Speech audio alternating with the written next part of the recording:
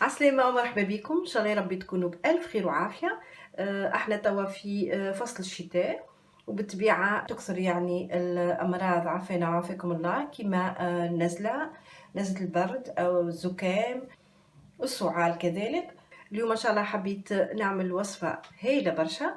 المكونات متاعها بسم الله. عندي هنا كيس حليب، باش نعمل زوز كيسان حليب يعني حوالي 400 مليلتر. اللي ما يقدرش باش يشرب الحليب، فما حليب الصويا او حليب اللوز كذلك، ولا نستعمل ماء عادي.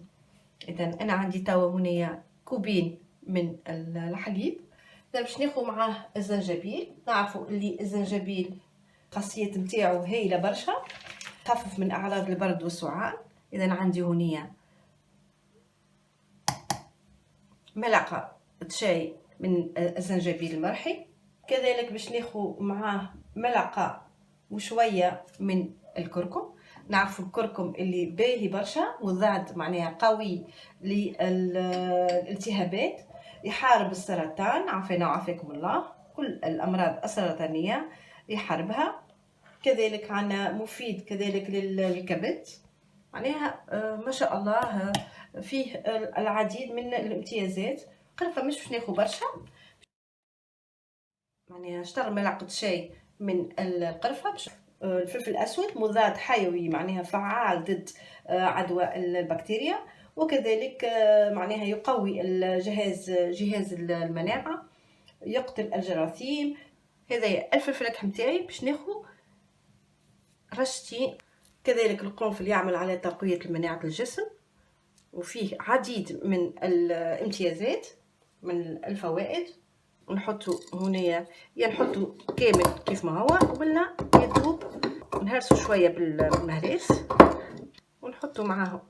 نحطه توا فوق النار يطيب. هذا هو الحليب متاعي. الوصفه هذه اسمها الحليب الذهبي لانه لونه اصفر بالطبيعه، على خاطر استعملنا الكركم. حاولوا ناخذوا كركم معناها يكون جيد. نخليوها تبرد شيشه، معناها نغطيوها ونخليوها تبرد شويه قبل ما نستعملوها بالطبيعه. باش ناخذ توا الحليب بسم الله ونصفيه بسم الله.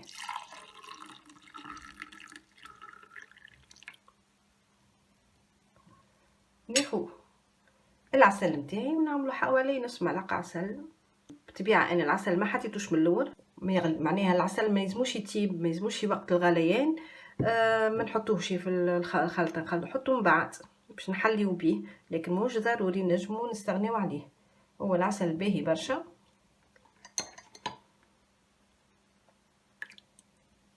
كيس هذايا الحليب بحول الله اذا كان استمرينا عليه كل يوم، يعني بعد العشاء قبل ما نرقدوا بسويعه نشربوه كما نشربوا الشاي. نأكد لكم اللي هي وصفة فعالة معناها 100%، تقضي بحول الله على الزكام ولا السعال. كذلك معناها نزلة البرد. كما نعرفوا الكركم راهو باهي برشا، مضاد قوي برشا للالتهابات. فيه خاصيات أخرى كما قلت يحارب الأمراض السرطانية عافانا وعافاكم الله. بخلاف هذا الفلفل الأسود مضاد حيوي معناها فعال ضد عدوى البكتيريا، يقوي جهاز المناعة، يقتل معناها الجراثيم المتسببة معناها في الالتهابات. القرنفل يعمل على تقوية مناعة الجسم. احنا نعرفوا اللي في الشتاء بالطبيعة المناعة متاعنا ما تكونش كافية، وذلك علاش نتعرضوا للأمراض. القرفة معروفة كونه من بين الخاصيات نتاعها كونها تساعد معناها وتخفف من آلام الرأس والصداع، وكذلك معناها الوقاية من الالتهابات من أمراض الجهاز التنفسي، وتخفف كذلك من السعال. إن شاء الله يا ربي الفكرة متاعي عجبتكم، ونبقيكم بألف خير وفي أمان الله.